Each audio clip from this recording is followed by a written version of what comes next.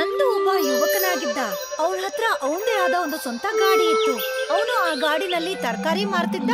ಮತ್ತೆ ಕೆಲವೊಂದ್ಸಲ ಸೀಸನಲ್ ಸಿಗುವಂತ ಹಣ್ಣುಗಳು, ಬೇಸಿಗೆಗಾಲದಲ್ಲಿ ಸೌತೆಕಾಯಿ, ಮತ್ತೆ ಚಳಿಗಾಲದಲ್ಲಿ ಸಿಹಿ ಗೆಣಸು, ಮತ್ತೆ ಬೇಸಿಗೆಗಾಲದಲ್ಲಿ ಮುಸ್ಕಿನ್ ಜೋಳ. ಒಂದಿನ ಸಂಜೆ ನಂದು ಸಿಕ್ಕಾಪಟ್ಟೆ ಮನೆಗೆ ಜೋಳ ತಂದಿದ್ದ. ಪುಟ್ಟ, ಮಳೆಗಾಲ ಶುರುವಾಗಕ್ಕೆ ಇನ್ನು ಸಮಯ ಇದೆ. ನೀನು ಇಷ್ಟು ಜೋಳನ ಇಷ್ಟು ಬೇಗ ಯಾಕೆ ಕೊಂಡ್ಕೊಂಡೆ? ಅಮ್ಮ, ಇನ್ನು 2 ವಾರದಲ್ಲಿ ಮಳೆಗಾಲ ಶುರು ಆಗ್ಬಿಡುತ್ತೆ. ಅವಾಗ ಜೋಳದ ಬೆಲೆ ಆಕಾಶ ಮುಟ್ಬಿಡುತ್ತೆ. ಯಾಕೆ ಹಾಗೆ? ಕಳೆದ ವರ್ಷನೂ ಹೀಗೆ ಆಗಿತ್ತು. ಮಳೆಗಾಲ ಶುರು ಆಗಿದ ತಕ್ಷಣ ಜೋಳದ ರೇಟು ಜಾಸ್ತಿ ಆಗಿತ್ತು, ಮತ್ತೆ ಅದರಿಂದ ಲಾಭ ಕೂಡ ಕಡಿಮೆ ಆಗಿತ್ತು. ಅದಕ್ಕೆ ನಾನ್ ಮುಂಚೆನೆ ಕಡಿಮೆ ದರದಲ್ಲಿ ಇದನ್ನೆಲ್ಲ ಕೊಂಡ್ಕೊಂಡಿದೀನಿ. ಆಯ್ತು, ಆದ್ರೆ ಇಷ್ಟೆಲ್ಲ ವ್ಯಾಪಾರ ಆಗತ್ತಾ? ಇದು ಸುಮಾರು 10 ಪಟ್ಟು ಜಾಸ್ತಿ ಇದೆ. ಹಾ ಅಮ್ಮ, ಮಳೆಗಾಲ ಶುರು ಆಗ್ಲಿ, ಆಮೇಲೆ ಸುಟ್ಟಿರುವ ಜೋಳ ಜನರಿಗೆ ತುಂಬಾ ಇಷ್ಟ ಆಗುತ್ತೆ. ಕಳೆದ ವರ್ಷ ಈ ಜೋಳಕ್ಕೆ ಎಷ್ಟು ಬೇಡಿಕೆ ಇತ್ತು ಅಂದ್ರೆ ಮಾರುಕಟ್ಟೆಯಲ್ಲಿ ಜೋಳನೇ ಇರ್ಲಿಲ್ಲ. ಅದಕ್ಕೆ ನಾನು ಇದನ್ನೆಲ್ಲ ಮುಂಚೆನೆ ತಗೊಂಡಿದ್ದೀನಿ. ಒಳ್ಳೇದ್ ಮಾಡ್ದೆ. ನಂದುಗೆ ನಂಬಿಕೆ ಇತ್ತು ಈ ಸಲ ಮಳೆಗಾಲದಲ್ಲಿ ಅವನು ಜೋಳದ ವ್ಯಾಪಾರ ತುಂಬಾ ಚೆನ್ನಾಗತ್ತೆ ಅಂತ, ಮತ್ತವನ್ ಸಂಪಾದನೆ ಕೂಡ ಜಾಸ್ತಿ ಆಗತ್ತೆ ಅಂತ. ಸೌತೆಕಾಯಿ ಈಗ ಸೌತೆಕಾಯಿ ಬೆಲೆ ಕೂಡ ಕಡಿಮೆ ಆಗಿತ್ತು. ವಾತಾವರಣ ತಣ್ಣಗಾಗ್ತಾ ಇತ್ತು, ಅದಕ್ಕೆ ಜನಗಳು ಸೌತೆಕಾಯಿ ತಿಂತಾ ಇರ್ಲಿಲ್ಲ. ಇನ್ನೇನು ಸ್ವಲ್ಪ ದಿನ ಅಷ್ಟೇ ಕಾಯ್ಬೇಕು, ಮಳೆಗಾಲ ಶುರು ಆಗ್ಬಿಡುತ್ತೆ, ಮತ್ತೆ ನನ್ನ ಜೋಳ ಎಲ್ಲ ಮಾರಾಟ ಆಗುತ್ತೆ. ನಂದು ಸೀಸನ್ ಬದಲಾಗೋದಕ್ಕೋಸ್ಕರ ಕಾಯ್ತಿದ್ದ. ಸ್ವಲ್ಪ ದಿನ ಕಳಿತು ಸೀಸನ್ ಬದಲಾಯ್ತು. ಅಮ್ಮ ನೋಡು, ಮಳೆಗಾಲ ಶುರು ಆಗೋಯ್ತು. ಅರೆ ವಾ, ಇನ್ನು ನನ್ನ ಜೋಳ ಒಳ್ಳೆ ವ್ಯಾಪಾರ ಆಗುತ್ತೆ. ಹಾ, ಚೆನ್ನಾಗ್ ವ್ಯಾಪಾರ ಆಗತ್ತೆ. ಈ ಸಲ ನಿನ್ಗೆ ಒಳ್ಳೆ ವ್ಯಾಪಾರ ಆದ್ರೆ ನಿನ್ಗೆ ಒಳ್ಳೆ ಹುಡ್ಗಿನ ಹುಡುಕಿ ನಿನ್ಗೆ ಮದ್ವೆ ಕೂಡ ಮಾಡ್ಬಿಡ್ತೀನಿ. ಏನಮ್ಮ ನೀನು ಕೂಡ? ಅಯ್ಯೋ ನನ್ ಮುದ್ದಿನ ಮಗನೇ, ನಿನ್ಗೆ ವಯಸ್ಸು ಕೂಡ ಆಗಿದೆ, ನೀನು ಮದ್ವೆ ಮಾಡ್ಕೊಳ್ಳೇಬೇಕು. ಇಷ್ಟಕ್ಕೂ ನಾನು ಹುಡ್ಗಿನ ಹುಡ್ಕೋಕೆ ಶುರು ಮಾಡಿದೀನಿ. ಮದ್ವೆ ಮಾತನ್ನ ಕೇಳಿ ನಂದುಗೆ ನಾಚಿಕೆ ಆಗತ್ತೆ. ಇರ್ಲಿ ಬಿಡಿ, ಅವತ್ತು ಸಂಜೆ ನಂದು ತನ್ನ ಗಾಡಿನಲ್ಲಿ ಜೋಳದ ಅಂಗಡಿನ ಹಾಕ್ದ. ಯಾವಾಗ ಅವನು ಕೆಂಡನ ಮಾಡಿ ಜೋಳ ಸುಡೋಕ್ ಶುರು ಮಾಡಿದ್ನು, ಇಡೀ ಮಾರ್ಕೆಟ್ ಅಲ್ಲಿ ಅದ್ರ ಸುವಾಸನೆ ಹರಡತ್ತೆ. ಜೋಳ ತಗೊಳ್ಳಿ, ಜೋಳ, ಬಿಸಿ ಬಿಸಿ ಜೋಳ. ಮತ್ತೆ ಗ್ರಾಹಕರು ಅವನ್ ಕೂಗೋ ಶಬ್ದನ ಕೇಳಿ ಆಕರ್ಷಿತರಾದ್ರು. ಆವತ್ತು ಒಬ್ರಾದ್ಮೇಲೆ ಒಬ್ರು ಗ್ರಾಹಕರು ಜೋಳ ತಿನ್ನಕ್ಕೆ ಬರ್ತಾನೆ ಇದ್ರು. ನಂದು ತುಂಬಾ ಖುಷಿಯಾಗಿದ್ದ, ಅವನ ಸಂಪಾದನೆ ಜಾಸ್ತಿ ಆಗಿದೆ ಅಂತ. ಮಾರನೇ ದಿನಾನು ನಂದು ವ್ಯಾಪಾರ ತುಂಬಾ ಚೆನ್ನಾಗ್ ನಡೀತು. ಗ್ರಾಹಕರ ಗುಂಪೇ ಸೇರ್ತಿತ್ತು.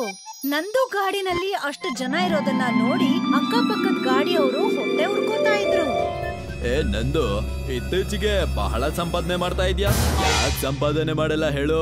ಮಳೆಗಾಲ ಬಂದ ತಕ್ಷಣ ಅವನು ಜೋಳನ ಮಾರಕ್ ಶುರು ಮಾಡ್ದ. ನನಗನ್ಸುತ್ತೆ ಜೋಳ ಮಾರೋದ್ರಲ್ಲೇ ಬಹಳ ಲಾಭ ಇದೆ. ನಾನು ಕೂಡ ನಾಳೆಯಿಂದ ಜೋಳನೇ ಮಾರ್ತೀನಿ. ಮತ್ತೆ ನಾನು ಕೂಡ. ಅಕ್ಕಪಕ್ಕದ ಗಾಡಿಯವರು ಕೂಡ ಜೋಳದ ವ್ಯಾಪಾರ ಮಾಡ್ಬೇಕು ಅಂತ ತೀರ್ಮಾನ ಮಾಡ್ಕೋತಾರೆ. ಮತ್ತೆ ಮಾರನೇ ದಿನಾನೇ ನಂದು ಗಾಡಿ ಪಕ್ಕಾನೆ 2 ಜೋಳದ ಅಂಗಡಿ ಬರತ್ತೆ. ಮತ್ತೆ ಜೋಳ ತಿನ್ನೋ ಗ್ರಾಹಕರು ಡಿವೈಡ್ ಆದ್ರು. ಕೆಲವರು ನಂದು ಗಾಡಿ ಹತ್ರ ಹೋದ್ರೆ, ಇನ್ನು ಕೆಲವರು ಅಕ್ಕಪಕ್ಕ ಇದ್ದಿದ್ದ ಗಾಡಿ ಹತ್ರ ಹೋಗ್ತಾ ಇದ್ರು. ಅದ್ರಿಂದ ನಂದುಗೆ ತುಂಬಾ ಬೇಜಾರಾಗಿತ್ತು. ಸಂಜೆ ವ್ಯಾಪಾರ ಎಲ್ಲ ಮುಗಿದ್ಮೇಲೆ ನಂದು ಪಕ್ಕದ ಗಾಡಿಯವನ ಹತ್ರ ಕೇಳ್ತಾನೆ, ಅಣ್ಣ, ನಾನ್ ಮುಂಚೆನೆ ಇಲ್ಲಿ ಜೋಳ ಮಾರ್ತಾ ಇದೀನಿ ಅಂದ್ಮೇಲೆ ನೀವಿಬ್ರು ಇಲ್ಲಿ ಬಂದು ಯಾಕೆ ಮಾರ್ಬೇಕು ಹೇಳಿ? ಈ ತರ ಎಲ್ಲಾದ್ರೂ ಬರ್ದಿದ್ಯಾ ಈ ಮಾರುಕಟ್ಟೆಯಲ್ಲಿ ಒಂದೇ ಜೋಳದ ಅಂಗಡಿ ಇರ್ಬೇಕು ಅಂತ? ಹಾಗೆಲ್ಲ ಅಲ್ಲ. ಒಂದ್ ವೇಳೆ ನಾವು ಎಲ್ಲರೂ ಒಂದೇ ವಸ್ತುನ ಮಾರಿದ್ರೆ ಯಾರಿಗೂ ಲಾಭನೇ ಆಗಲ್ಲ ಅಣ್ಣ. ನನಗಂತೂ ಒಳ್ಳೆ ಲಾಭ ಆಗ್ತಾ ಇದೆ. ನೀನು ನಿನ್ ನೋಡ್ಕೋ. ಒಬ್ನೇ ಲಾಭ ಮಾಡ್ಕೋಬೇಕು ಅಂದ್ಕೊಂಡಿದ್ಯಾ ಏನು? ನಿನಗ್ ಹೀಗೆ ಮಾಡ್ಬೇಕಂದ್ರೆ ಯಾವ್ದಾದ್ರೂ ಒಳ್ಳೆ ವಸ್ತುನ ಮಾರು. ನಮ್ಮಿಬ್ರ ಕೈಯಲ್ಲಿ ಮಾರಕ್ ಆಗದೆ ಇರೋಂಥದ್ದು, ಗೊತ್ತಾಯ್ತಾ?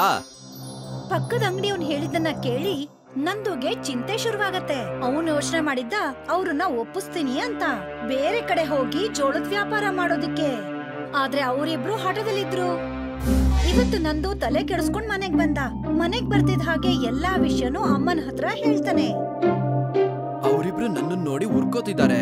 ಸ್ವಲ್ಪ ದಿನ ತನಕ ನನ್ ಜೋಳದ ವ್ಯಾಪಾರ ಚೆನ್ನಾಗ್ ನಡೀತಾ ಇತ್ತು. ಅದ್ರ ಮೇಲೆ ಅವ್ರ ಕಣ್ ಬಿದ್ಬಿಡ್ತು. ಇವತ್ತಂತೂ ಕಡಿಮೆ ಸಂಪಾದನೆ ಆಗ್ಬಿಟ್ಟಿದೆ. ಹೋಗ್ಲಿ ಬಿಡು ಪುಟ್ಟ, ಇಷ್ಟೊಂದ್ ಚಿಂತೆ ಮಾಡ್ಬೇಡ ನೀನು. ಏನಾದ್ರೂ ಒಂದ್ ಆಗತ್ತೆ. ಹೊಟ್ಟೆ ಉರ್ಕೊಳ್ಳೋರು ಎಷ್ಟೇ ಹೊಟ್ಟೆ ಉರ್ಕೊಂಡ್ರು ಪರವಾಗಿಲ್ಲ, ನೀನ್ ಕಷ್ಟಪಡು. ಮಾರನೇ ದಿನ ನಂದು ಪ್ರತಿ ದಿನದ ಹಾಗೆ ತನ್ನ ಗಾಡಿನ ಓಪನ್ ಮಾಡ್ದ. ಜೋಳ ತಗೊಳ್ಳಿ, ಜೋಳ, ಬಿಸಿ ಬಿಸಿ ಜೋಳ. ಅವನು ಕೂಗೋಕ್ ಶುರು ಮಾಡದ ಮೇಲೆ ಪಕ್ಕದ ಅಂಗಡಿಯವರು ಕೂಗೋಕ್ ಶುರು ಮಾಡ್ತಾರೆ. ಬಿಸಿ ಬಿಸಿ ಜೋಳ, ಸ್ವಾದಿಷ್ಟ ಹಾಗೂ ಕಡಿಮೆ ಬೆಲೆ. ಬರೀ 8 ರೂಪಾಯಿ ಒಂದ್ ಜೋಳಕ್ಕೆ. ವ್ಯಾಪಾರಿಗಳು 10 ರೂಪಾಯಿಯಿಂದ 8 ರೂಪಾಯಿಗೆ ತರ್ತಾರೆ. ಬೆಲೆನ ನೋಡಿ ಎಲ್ಲಾ ಗ್ರಾಹಕರು ಅವ್ರ ಗಾಡಿ ಹತ್ರನೇ ಹೋಗ್ತಾ ಇದ್ರು. 8 ರೂಪಾಯಿ ಜೋಳ, ಬಿಸಿ ಬಿಸಿ ಜೋಳ. ನಂದು ಕೂಡ 8 ರೂಪಾಯಿಗೆ ವ್ಯಾಪಾರ ಮಾಡ್ತಾನೆ. ವ್ಯಾಪಾರಿಗಳು ಮತ್ತೊಂದು ರೂಪಾಯಿ ಕಮ್ಮಿ ಮಾಡ್ತಾರೆ. ನಾನು ಇಷ್ಟೆಲ್ಲ ಬೆಲೆನ ಕಡಿಮೆ ಮಾಡಕ್ ಆಗಲ್ಲ, ನನಗ್ ಲಾಭ ಎಲ್ಲಿಂದ ಆಗುತ್ತೆ? ಅವನ ಹತ್ರ ಯಾವ್ದೇ ಗ್ರಾಹಕರು ಹೋಗ್ತಾ ಇರಲ್ಲ. ಅದಕ್ಕೆ ಅವತ್ತು ಅವನು ಅಂಗಡಿನ ಮುಚ್ಚಿ ತಲೆ ಕೆಡಿಸ್ಕೊಂಡು ಮನೆಗ್ ವಾಪಸ್ ಬರ್ತಾನೆ.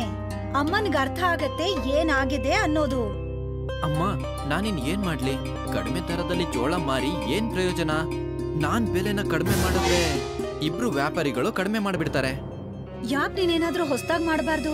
ಹೊಸ್ದಾಗ್ ಮಾಡಿದ್ರೆ ಎಲ್ಲಾ ಗ್ರಾಹಕರು ನಿನ್ ಹತ್ರನೇ ಬರ್ತಾರೆ. ಹೊಸ್ತ ಅಂದ್ರೆ ಯಾವ್ದು? ನಮ್ಮ ಸಣ್ಣ ವಯಸ್ಸಲ್ಲಿ ಇದ್ಲು ಮೇಲೆ ಜೋಳ ಬೇಯಿಸ್ತಾ ಇರ್ಲಿಲ್ಲ, ಬದ್ಲಿಗೆ ಮರಳಲ್ ಸುಡ್ತಾ ಇದ್ವಿ. ಈಗ ಅಂತ ಜೋಳ ಏನು ಸಿಗೋದಿಲ್ಲ ಬಿಡು. ಮರಳಿನ ಜೋಳ?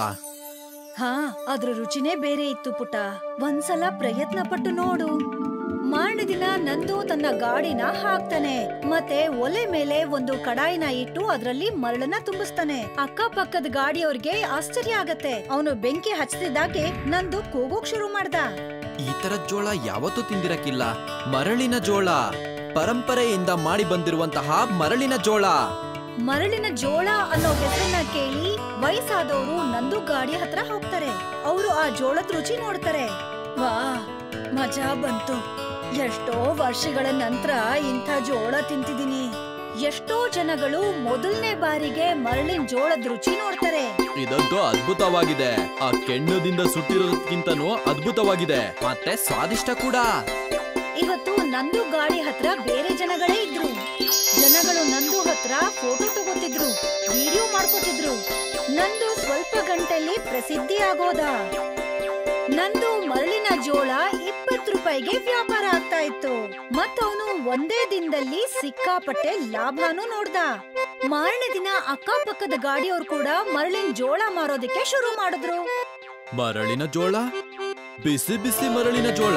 ಇವನು ಆ ವಿಡಿಯೋದು ನಂದಲ್ಲ, ಅಲ್ಲ ಅವನ ಹತ್ರ ಹೋಗಿ ಜೋಳ ತಿನ್ನೋಣ. ನಂದು ರಾತ್ರೋರಾತ್ರಿ ಫೇಮಸ್ ಆಗೋಗಿದ್ದ. ಪ್ರತಿಯೊಬ್ರು ನಂದು ಗಾಡಿನಲ್ಲೇ ಜೋಳ ತಿನ್ಬೇಕು ಅಂತಿದ್ರು. ನಂದು ಗಾಡಿ ಹತ್ರ ಸಿಕ್ಕಾಪಟ್ಟೆ ಜನ ಇದ್ರು, ಅಕ್ಕಪಕ್ಕದ ಗಾಡಿ ಹತ್ರ ಒಬ್ರು ಇರ್ಲಿಲ್ಲ. ಸ್ವಲ್ಪ ದಿನದ ನಂತರ ವ್ಯಾಪಾರ ಸರಿಯಾಗಿ ಆಗ್ತಿಲ್ಲ ಅಂತ ಅಕ್ಕಪಕ್ಕದ ಗಾಡಿಯವರು ಅದನ್ನ ಮುಚ್ಚಿಬಿಡ್ತಾರೆ.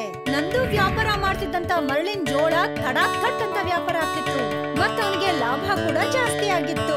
ಕೆಲವರು ಕಷ್ಟದ ಸಮಯದಲ್ಲಿ ಜಾಗ ಬಿಟ್ಟು ಹೋಗ್ತಾರೆ, ಆದ್ರೆ ನಂದು ಹೊಸದನ್ನ ಮಾಡೋದಿಕ್ಕೆ ಪ್ರಯತ್ನ ಪಟ್ಟ.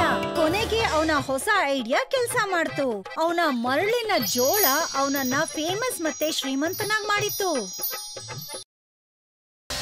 ಮನೀಷಾ ಜೋಳಗಳನ್ನ ಮಾರೋಳಾಗಿದ್ಲು. ದಿನ ಅವಳು ಹಳ್ಳಿಯ ರೈತನ ಬಳಿ ಜೋಳಗಳನ್ನ ತೆಗೆದುಕೊಂಡು ಮಾರಾಟಕ್ಕೆ ಬರ್ತಾ ಇದ್ಲು. ಅಕ್ಕ ಅವ್ರೆ, ಎಲ್ಲನೂ ನೀವೇ ತಗೊಳ್ಳಿ. ಅಕ್ಕಪಕ್ಕದ ಯಾವುದೇ ಊರಲ್ಲಿ ಕೂಡ ನನ್ನ ಹತ್ರ ಇರೋ ತರ ಜೋಳ ನಿಮ್ಗೆ ಸಿಗೋದೇ ಇಲ್ಲ. ಆಯ್ತು, 10 ಕೆಜಿ ಕೊಡಿ. ಮನೀಷಾ ಹಳ್ಳಿಯಿಂದ ಪಟ್ಟಣಕ್ಕೆ ಹೋಗೋ ದಾರಿಯ ಪಕ್ಕದಲ್ಲಿ ಅವಳ ಅಂಗಡಿಯನ್ನ ಸ್ವಾದಿಷ್ಟವಾದ ಜೋಳಗಳನ್ನ ಮಾರೋದ್ರ ಮೂಲಕ, ಅಂದ್ರೆ ಗ್ರಾಹಕರಿಗೆ ಸುಟ್ಟ ಜೋಳಗಳನ್ನ ಕೂಡ ಮಾರಾಟ ಮಾಡ್ತಿದ್ಲು. ಸಿಹಿಯಾದ ಜೋಳ ತಗೊಳ್ಳಿ, ಬಿಸಿ ಬಿಸಿ ಜೋಳ. ಯಜಮಾನ್ರೆ, ಸಿಹಿಯಾದ ಜೋಳ ತಗೊಳ್ಳಿ, ಬರೀ 10 ರೂಪಾಯಿ ಅಷ್ಟೇ. ಸರಿ, ಒಂದ್ ಜೋಳ ಕೊಡು. ವಾವ್, ಈ ಜೋಳ ತುಂಬಾನೇ ರುಚಿಕರವಾಗಿದೆ. ನಿಮ್ಗೆ ಇನ್ನೂ ಒಂದ್ ಕೊಡ್ಲಾ? ಅಯ್ಯೋ ಬೇಡ, ಇನ್ನೊಂದ್ ಜೋಳ ಏನಾದ್ರೂ ನಾನ್ ತಿಂದ್ರೆ ನನ್ ದಪ್ಪ ಹೊಟ್ಟೆ ಹೊಡೆದೋಗ್ಬಿಡತ್ತಷ್ಟೇ. ನಿಧಾನವಾಗಿ ಜನರೆಲ್ಲ ಅವಳ ಅಂಗಡಿಯಿಂದ ಜೋಳಗಳನ್ನ ತೆಗೆದುಕೊಳ್ಳಕ್ಕೆ ಶುರು ಮಾಡಿದ್ರು. ಇದರಿಂದ ಮನೀಷಾಳ ಬಳಿ ಜಾಸ್ತಿ ಹಣ ಜಮಾ ಆಯ್ತು. ಆಗ ಅವಳ ಮನ್ಸಲ್ಲಿ ಒಂದು ಆಸೆ ಬಂತು. ಇಷ್ಟಕ್ಕೂ ನಾನಿನ್ನೂ ಜಾಸ್ತಿ ಜೋಳ ತಂದು ಸುಟ್ಟು ಮಾರಿದ್ರೆ ನನ್ ವ್ಯಾಪಾರ ಇನ್ನೂ ಜಾಸ್ತಿ ಆಗುತ್ತೆ. ಆದ್ರಿಂದ ನಾನು ಜೋಳಗಳನ್ನ ಕಡಿಮೆ ಬೆಲೆಗೆ ಖರೀದಿಸಿದ್ರೆ ನನ್ ಲಾಭ ಇನ್ನೂ ತುಂಬಾ ತುಂಬಾ ಹೆಚ್ಚಾಗತ್ತೆ. ಈ ಸಲ ಮನೀಷಾ ಜೋಳಗಳನ್ನ ಖರೀದಿ ಮಾಡಕ್ ಹೋದಾಗ ರೈತನಿಗೆ ಬರೀ ಅರ್ಧದಷ್ಟು ದುಡ್ಡನ್ನ ಮಾತ್ರ ನೀಡಿದ್ಲು. ಕ್ಷಮಿಸ್ಬಿಡಿ, ಇಷ್ಟು ದುಡ್ಡಲ್ಲಿ ನಾನು ಜೋಳನ ಕೊಡಕ್ಕಾಗೋದಿಲ್ಲ, ನನಗೆ ನಷ್ಟ ಆಗ್ಬಿಡುತ್ತೆ. ಸರಿ, ಹಾಗಿದ್ರೆ ನಾನ್ ಬೇರೆ ರೈತನ ಹತ್ರ ಜೋಳ ತಗೋತೀನಿ. ಮನೀಷಾ ಈ ಬಾರಿ ಬೇರೆ ರೈತನ ಹತ್ರ ಅರ್ಧ ಬೆಲೆಗೆ ಜೋಳಗಳನ್ನ ಖರೀದಿ ಮಾಡಿ ಮಾರಾಟಕ್ಕೆ ಶುರು ಮಾಡಿದ್ಲು. ಜೋಳ ತಗೊಳ್ಳಿ, ಸಿಹಿಯಾದ ಜೋಳ. ಈ ಜೋಳ ನೋಡಕ್ಕೆ ಚೆನ್ನಾಗೂ ಇಲ್ಲ, ಸ್ವಲ್ಪ ಕೂಡ ರುಚಿನೂ ಇಲ್ಲ. ರುಚಿಕರವಲ್ಲದ ಜೋಳಗಳ ದೆಸೆಯಿಂದ ಮನೀಷಾಳ ಅಂಗಡಿಗೆ ಗ್ರಾಹಕರು ಬರ್ತಾನೆ ಇರ್ಲಿಲ್ಲ. ಈಗ ಅವಳ ಹತ್ರ ಊಟಕ್ಕೆ ಕೂಡ ಹಣ ಇಲ್ಲದಂತೆ ಆಯ್ತು. ಒಳ್ಳೆ ಚೆನ್ನಾಗಿರೋ ಜೋಳ ತಂದು ಮಾರೋಣ ಅಂತಂದ್ರೆ ನನ್ನ ಹತ್ರ ಸಾಕಷ್ಟು ದುಡ್ಡು ಕೂಡ ಇಲ್ಲ. ಮನೀಷಾ ಹಣ ಸಂಪಾದನೆ ಮಾಡಕ್ಕೋಸ್ಕರ ಒಂದು ಹೊಸ ದಾರಿ ಹುಡುಕಿದ್ಲು. ಅವಳು ಒಂದು ಜೋಳದ ಮೇಲೆ ನಶೆ ಬರುವಂತಹ ಪುಡಿಯನ್ನು ಉದುರಿಸಿ ಒಬ್ಬ ಗ್ರಾಹಕನಿಗೆ ಮಾರಿದ್ಲು. ಜೋಳ ತಿಂದ ಮೇಲೆ ಗ್ರಾಹಕ ಸ್ವಲ್ಪ ಮುಂದೆ ನಡೆದು ಹೋಗ್ತಾ ಇದ್ದ ಹಾಗೆ ತಲೆ ಸುತ್ತಿ ನೆಲದ ಮೇಲೆ ಬಿದ್ದೋದ. ಆಗ ಮನೀಷಾ ಅವನ್ ಬಳಿ ಇದ್ದ ಬೆಲೆ ಬಾಳುವ ವಸ್ತುಗಳು ಮತ್ತು ಹಣಗಳನ್ನ ಕದ್ಬಿಟ್ಲು. ಅಯ್ಯಯ್ಯೋ, ಇಷ್ಟೊಂದು ದುಡ್ಡ! ಖುಷಿ ಆಯ್ತು. ಇದಂತೂ ನಿಜಕ್ಕೂ ತುಂಬಾ ಒಳ್ಳೆ ಕೆಲ್ಸಾನೇ ಆಗಿದೆ.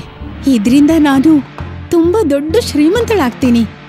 ಮನೀಷಾ ಹೀಗೆ ಬರೋ ಗ್ರಾಹಕರಲ್ಲಿ ನಶೆಯ ಪುಡಿಯನ್ನು ಕೊಟ್ಟು ಅವರು ತಲೆ ಸುತ್ತಿ ಬೀಳ್ತಾ ಇದ್ದ ಹಂಗೆ ಹಣ ಒಡವೆಗಳನ್ನ ದೋಚೋದಕ್ಕೆ ಶುರು ಮಾಡಿದ್ಲು.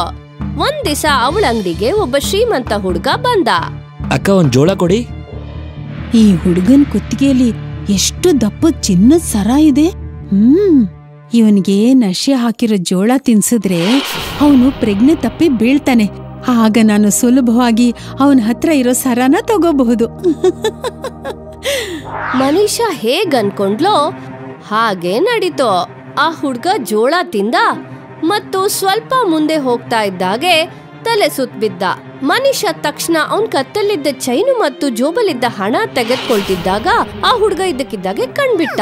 ಮನೀಷಾ ಇದ್ರಿಂದ ಬಹಳ ಭಯಗೊಂಡಳು. ನನಗ್ ಗೊತ್ತಿತ್ತು ಅದ್ ನೀನೇ ಅಂತ.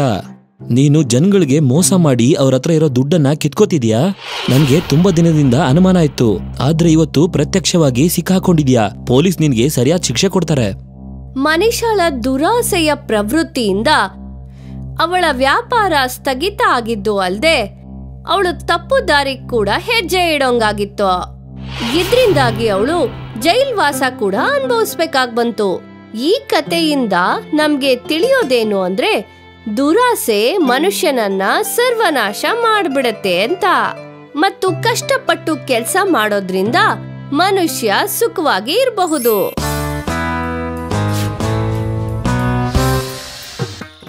ದಕ್ಷಿಣ ಭಾರತದ ಒಂದು ಹಳ್ಳಿಯಲ್ಲಿ ರಮಾ ಮತ್ತು ಅವರ ಪತಿ ಚಿನ್ನಪ್ಪ ವಾಸಿಸ್ತಾ ಇದ್ರು. ಇಬ್ರು ಸೇರಿ ಒಂದು ಜಮೀನಿನಲ್ಲಿ ಕೆಲಸ ಮಾಡ್ತಾ ತಮ್ಮ ಜೀವನನ ಸುಖಮಯವಾಗಿ ಸಾಗಿಸ್ತಾ ಇದ್ರು. ರಮಾ ಮತ್ತು ಚಿನ್ನಪ್ಪ ಅವ್ರಿಗೆ ಒಂದು ಮಗಳು ಮತ್ತೆ ಒಬ್ಬ ಮಗ ಇದ್ದ. ಅವರು ತಮ್ಮ ಇಬ್ಬರು ಮಕ್ಕಳನ್ನ ಚೆನ್ನಾಗಿ ಓದಿಸಿ ದೊಡ್ಡೋರ್ ಮಾಡ್ಬೇಕು ಅಂತ ಇದ್ರು. ಆದ್ರೆ ಇದ್ದಕ್ಕಿದ್ದ ಹಾಗೆ ಚಿನ್ನಪ್ಪನವರ ಆರೋಗ್ಯ ಹದಗೆಡ್ತು. ಅವರು ತುಂಬಾ ಕಾಯಿಲೆ ಬಿದ್ರು. ಈಗ ರಮಾಗೆ ಜಮೀನಲ್ಲಿ ಕೆಲ್ಸಾನೂ ಮಾಡ್ಬೇಕಾಗಿತ್ತು, ಮನೆಯಲ್ಲಿ ತಮ್ಮ ಮಕ್ಕಳ ಬಗ್ಗೆನೂ ಗಮನ ಹರಿಸಬೇಕಾಗಿತ್ತು ಮತ್ತು ಅನಾರೋಗ್ಯದ ಪತಿಯನ್ನು ಕೂಡ. ಈ ಎಲ್ಲ ಘಟನೆಗಳಿಂದ ಅವಳು ಕೂಡ ತುಂಬಾ ಹತಾಶಳಾಗಿದ್ಲು. ಒಂದು ದಿನ ಚಿನ್ನಪ್ಪನನ್ನು ನೋಡಲು ಅವನ ತಮ್ಮ ಮೋಹನ್ ಬಂದ. ಅಣ್ಣ, ನಿಮ್ ಆರೋಗ್ಯ ತುಂಬಾ ಕೆಡ್ತಾ ಇದೆ. ನೀವು ಡಾಕ್ಟರ್ ಹತ್ರ ಹೋದ್ರೋ ಇಲ್ವೋ? ತೋರ್ಸದ್ವಿ ಭಾವನವ್ರೆ, ಆದ್ರೆ ಇನ್ನೂ ಏನು ಗುಣ ಆಗೋ ಲಕ್ಷಣಗಳೇ ಕಾಣ್ತಾ ಇಲ್ಲ. ನಾನು ದೇವಸ್ಥಾನದಲ್ಲಿ ನಿಮ್ ಹೆಸರಲ್ಲಿ ಅರ್ಚನೆ ಮಾಡಿಸ್ತೀನಿ, ನೀವು ಖಂಡಿತವಾಗಿಯೂ ಸರಿಯಾಗ್ತೀರಾ. ಆಯ್ತು ಮೋಹನ್. ಅದ್ಕೆ ಈಗ ಇಡೀ ಮನೆ ನಡ್ಸೋ ಜವಾಬ್ದಾರಿ ನಿಮ್ ಮೇಲ್ ಬಂದಿದೆ ಅಲ್ವಾ? ಹಾ, ಆದ್ರೆ ಈಗ ಮನೇನ ನಡೆಸ್ಲೇಬೇಕಲ್ವಾ? ಅದ್ಕೆ ನಾನೊಂದು ಇಡ್ಲಿ ಅಂಗಡಿ ಹಾಕ್ಬೇಕಂತ ಇದ್ದೀನಿ. ನೀವಲ್ ಬಂದು ಇಡ್ಲಿ ಮಾಡ್ತೀರಾ? ಅದರಿಂದ ನಿಮ್ಗೆ ಜಾಸ್ತಿ ದುಡ್ಡು ಸಿಗುತ್ತೆ. ಆಮೇಲೆ ನಿಮ್ಮ ಆರ್ಥಿಕ ಸಮಸ್ಯೆ ಕೂಡ ಸರಿಯಾಗಿ ಹೋಗುತ್ತೆ. ನನ್ಗೆ ಅದರಿಂದ ಯಾವ ಲಾಭ ಬರುತ್ತೋ ಅದನ್ನ ನಾವಿಬ್ರು ಸೇರಿ ಹಂಚ್ಕೊಳ್ಳೋಣ. ಹಾ ಸರಿ ಭಾವನವ್ರೆ. ಮತ್ತು ಮಾರನೇ ದಿನದಿಂದ ರಮಾ ಮೋಹನನ ಅಂಗಡಿಯಲ್ಲಿ ಇಡ್ಲಿ ಮಾಡಕ್ಕೆ ಶುರು ಮಾಡಿದ್ಲು. ಗ್ರಾಮದ ಜನರಿಗೆ ರಮಾ ಮಾಡ್ತಾ ಇರೋ ಇಡ್ಲಿ ತುಂಬಾ ಇಷ್ಟ ಆಗಕ್ ಶುರುವಾಯ್ತು. ನೋಡ್ತಾ ನೋಡ್ತಾ ರಮಾ ಮಾಡ್ತಾ ಇದ್ದ ಇಡ್ಲಿ ಊರ್ ತುಂಬಾ ಹೆಸರುವಾಸಿ ಆಯ್ತು. ಅಂಗಡಿಗೆ ದಿನ ಗುಂಪು ಗುಂಪಾಗಿ ಜನ ಬರತೊಡಗಿದ್ರು. ಇದರಿಂದ ರಮಾ ಮತ್ತು ಮೋಹನ್ ಇಬ್ರು ಸಂತೋಷಗೊಂಡ್ರು. ಯಾಕೆಂದ್ರೆ ಇವರಿಬ್ಬರ ಆದಾಯ ಹೆಚ್ಚುಗೊಳ್ತಾ ಹೋಯ್ತು. ಆದಾಯ ಬಂದ ದುಡ್ಡಿನಿಂದ ರಮಾ ತನ್ನ ಪತಿ ಚಿನ್ನಪ್ಪಗೆ ಚೆನ್ನಾಗಿ ಚಿಕಿತ್ಸೆ ಕೊಡ್ಸಿದ್ಲು. ಮತ್ತು ಕೆಲವೇ ದಿನಗಳಲ್ಲಿ ಚಿನ್ನಪ್ಪ ಚೆನ್ನಾಗಿ ಓಡಾಡಲು ಶುರು ಮಾಡಿದ್ರು. ಹೀಗೆ 2 ತಿಂಗಳ ಕಾಲ ಕಳೆದು ಹೋಯ್ತು. ಹೀಗೆ ರಮಾ ಮತ್ತು ಮೋಹನನ ಅಂಗಡಿಯಲ್ಲಿ ಗ್ರಾಹಕರ ಸಂಖ್ಯೆ ಹೆಚ್ಚಾಗ್ತಾ ಹೋಯ್ತು. ಮತ್ತು ಅವತ್ತು ರಮಾ ಯೋಚನೆ ಮಾಡಿದ್ಲು, ಅಯ್ಯೋ, ಇಲ್ಲಿ ಇಷ್ಟೊಂದ್ ಜನ ಸೇರೋದು ನಾನ್ ಮಾಡೋ ಇಡ್ಲಿ ರುಚಿಯಿಂದ. ಇದರ ಲಾಭದಲ್ಲಿ ನನ್ಗೆ ಜಾಸ್ತಿ ಸಿಗ್ಬೇಕು. ಮೋಹನ್ ಕೇವಲ ಸಾಮಗ್ರಿಗಳನ್ನ ಮಾತ್ರ ತಂದ್ಕೊಡ್ತಾನೆ, ಮತ್ತೆ ಗ್ರಾಹಕರಿಗೆ ಇಡ್ಲಿನ ಕಟ್ಕೊಡ್ತಾನೆ. ಅವನಿಗೆ ಸರಿಸಮವಾಗಿ ಲಾಭ ಖಂಡಿತ ಸಿಗ್ಬಾರ್ದು. ಸಾಯಂಕಾಲದ ಸಮಯದಲ್ಲಿ ಇಬ್ಬರು ಆದಾಯವನ್ನ ಹಂಚ್ಕೊಳ್ತಾ ಇದ್ರು. ಆಗ ಭಾವನವ್ರೆ, ಎಲ್ಲ ಇಡ್ಲಿಗಳನ್ನ ನಾನೇ ಮಾಡ್ತಾ ಇರೋದು. ನಾನ್ ಮಾಡೋ ಇಡ್ಲಿ ಅಷ್ಟೊಂದು ರುಚಿ ಇಲ್ದೇ ಇದ್ದಿದ್ರೆ ನಿಮ್ಗೆ ಇಷ್ಟೊಂದು ಲಾಭ ಬರ್ತಾ ಇರ್ಲಿಲ್ಲ. ಅದಂತೂ ಹೌದು ಅದ್ಗೆ. ನಿಮ್ ಇಡ್ಲಿಗಳಂತೂ ತುಂಬಾನೇ ರುಚಿಕರವಾಗಿದೆ. ಹಾ, ಅದಕ್ಕೆ ಲಾಭದಲ್ಲಿ ನನ್ ಭಾಗ ನನ್ಗೆ ಸ್ವಲ್ಪ ಜಾಸ್ತಿ ಸಿಗ್ಬೇಕು. ಆದ್ರೆ ಅದ್ಗೆ ಇದು ತುಂಬಾ ತಪ್ಪು. ನಾನು ಇದ್ರಲ್ಲಿ ತುಂಬಾನೇ ಕಷ್ಟ ಪಡ್ತಿದ್ದೀನಿ, ಅದರಿಂದಾಗಿ ನಮ್ಗೆ ಇಷ್ಟೊಂದು ಲಾಭ ಸಿಗ್ತಿದೆ. ನನ್ನ ಅರ್ಥ, ನಾವಿಬ್ರು ಸರಿಸಮಾನವಾಗಿ ಕಷ್ಟ ಪಡ್ತಿದೀವಿ. ಆದ್ರಿಂದ ಈ ಲಾಭನು ನಾವು ಸರಿಸಮಾನವಾಗಿ ಹಂಚ್ಕೋಬೇಕು. ಇಲ್ಲ ಭಾವನವ್ರೆ, ನೀವೀಗ ತಪ್ಪು ಹೇಳ್ತಿದ್ದೀರಾ. ಹೀಗೆ ಹೇಳ್ತಿದ್ರೆ ನೀವ್ ನಾಳೆಯಿಂದ ಬೇರೆ ಯಾರಾದ್ರೂ ಇಡ್ಲಿ ಮಾಡೋಳ್ನ ಕರ್ಕೊಂಡ್ಬಂದು ಮಾಡ್ಸಿ. ರಮಾ ಮೋಹನನ ಮೇಲೆ ಕೋಪಗೊಂಡು ಮನೆಯ ಕಡೆ ತೆರಳಿದ್ಲು. ಮತ್ತು ಮರುದಿನದಿಂದ ಹಳ್ಳಿಯಲ್ಲಿ 2 ಇಡ್ಲಿ ಅಂಗಡಿಗಳು ತೆರೆದ್ವು. ಒಂದು ರಮಂದು, ಅವಳೇ ಅಲ್ಲಿ ಇಡ್ಲಿಗಳನ್ನ ತಯಾರು ಮಾಡ್ತಾ ಇದ್ಲು ಮತ್ತು ಮಾರ್ತಾ ಇದ್ಲು. ಇನ್ನೊಂದು ಮೋಹನ್ದು, ಅಲ್ಲಿ ಒಬ್ಬ ಬೇರೆ ಹೆಂಗಸು ಇಡ್ಲಿಯನ್ನ ತಯಾರು ಮಾಡ್ತಾ ಇದ್ಲು. ರಮಾಳ ಹೊಸ ಅಂಗಡಿಯನ್ನು ನೋಡಿ ಹಳ್ಳಿಯ ಎಲ್ಲಾ ಗ್ರಾಮಸ್ಥರು ರಮಾಳ ಅಂಗಡಿ ಕಡೆ ಓಡ್ ಹೋದ್ರು. ಆದ್ರೆ ರಮಾ ಒಬ್ಳೇ ಆಗಿದ್ಲು. ಇಷ್ಟೋ ಜನರನ್ನ ಏಕಕಾಲದಲ್ಲಿ ಸಂಭಾಳಿಸಲು ರಮಾ ಕೈಯಲ್ಲಿ ಆಗ್ತಿರ್ಲಿಲ್ಲ. ಇದರಿಂದ ಕಸಿವಿಸಿಗೊಂಡ ಗ್ರಾಮಸ್ಥರು ಮೋಹನನ ಅಂಗಡಿಯ ಕಡೆ ವಾಪಸ್ಸಾದ್ರು. ಅಲ್ಲಿ ಮೋಹನ್ ಎಂದಿನಂತೆ ಗ್ರಾಹಕರಿಗೆ ಹಸನ್ಮುಖಿಯಾಗಿ ಇಡ್ಲಿ ಕೊಟ್ಟು ಉಪಚರಿಸಿದ. ಈ ರೀತಿ ದಿನ ನಡೀತಾ ಇತ್ತು. ಮತ್ತು ನೋಡ್ತಾ ನೋಡ್ತಾನೆ ಗ್ರಾಮಸ್ಥರೆಲ್ಲರೂ ಮೋಹನನ ಅಂಗಡಿಗೆ ಇಡ್ಲಿ ತಗೊಳ್ಳೋದಕ್ಕೆ ಹೊರಟು ಹೋಗ್ತಾ ಇದ್ರು. ಈಗ ರಮಾ ಅಂಗಡಿಯ ಮುಂದೆ ಒಬ್ಳೇ ನಿಂತು ಬಹಳ ಪಶ್ಚಾತ್ತಾಪವನ್ನ ಪಡ್ತಾ ಇದ್ಲು. ಅಯ್ಯೋ, ನಾನೇನ್ ಮಾಡ್ದೆ? ನನ್ಗನ್ಸಿತ್ತು ಇಡ್ಲಿ ಮಾಡೋದೇ ದೊಡ್ಡ ಕೆಲ್ಸ ಅಂತ. ಆದ್ರೆ ಅಲ್ಲ, ಮೋಹನ್ ಹಾಗೆ ಗ್ರಾಹಕರನ್ನ ನಿಭಾಯಿಸೋದೇ ದೊಡ್ಡ ಕೆಲ್ಸ. ಏನಿಲ್ಲ ಅಂದ್ರು ನಾನ್ ಮೋಹನ್ ಜೊತೆಗಿದ್ದಿದ್ರೆ ನಂಗೊಳ್ಳೆ ದುಡ್ಡಾದ್ರೂ ಸಿಕ್ತಿತ್ತು. ಆದ್ರೆ ಈಗ ನನ್ನ ಇಡ್ಲಿನ ಯಾರು ಕೇಳೋರೇ ಇಲ್ವಲ್ಲ. ರಮಾಗೆ ತನ್ನ ಇಡ್ಲಿಗಳ ಬಗ್ಗೆ ಹೆಮ್ಮೆ ಇತ್ತು. ಈಗ ಅದು ನುಚ್ಚು ನೂರಾಗಿತ್ತು. ಅದಕ್ಕೆ ಹೇಳೋದು, ಅಹಂಕಾರ ಅನ್ನೋದು ಗಾಜಿದ್ದಾಗಿರತ್ತೆ. ಅದು ಒಂದಲ್ಲ ಒಂದಿಸ ಖಂಡಿತ ಹೊಡೆಯುತ್ತೆ.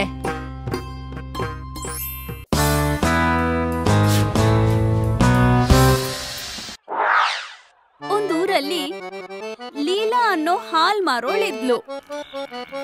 ಲೀಲಾ ಹತ್ರ 2 ಹಸುಗಳಿದ್ವು. ಅದ್ರಿಂದ ಅವಳು ದಿನೇ ದಿನೇ ಹಾಲ್ ಕರೀತಾ ಇದ್ಲು. ಹಾಲನ್ನ ಕರ್ಕೊಂಡು ಅವಳು ಹಳ್ಳಿ ಹಳ್ಳಿಗೂ ಹೋಗಿ ಹಾಲನ್ನ ಮಾರಿ ಬರ್ತಾ ಇದ್ಲು.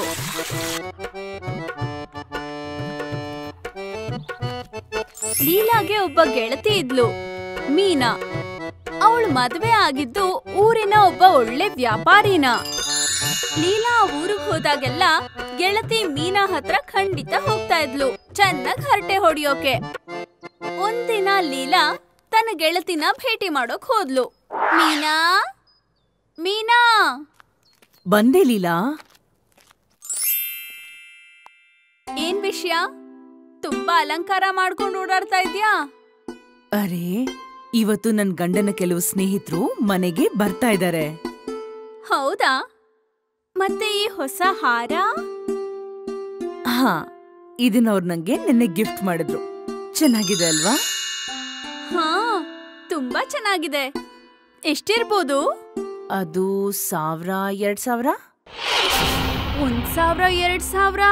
ಅಯ್ಯೋ ದೇವ್ರೆ, ನಾನಿದ್ನ ಕನ್ಸಲ್ಲೂ ಯೋಚ್ಸಕ್ಕಾಗಲ್ಲ. ಅಯ್ಯೋ ತರ್ಲೆ, ಇದು ಅಷ್ಟೊಂದಿನ ದುಬಾರಿ ಅಲ್ಲ.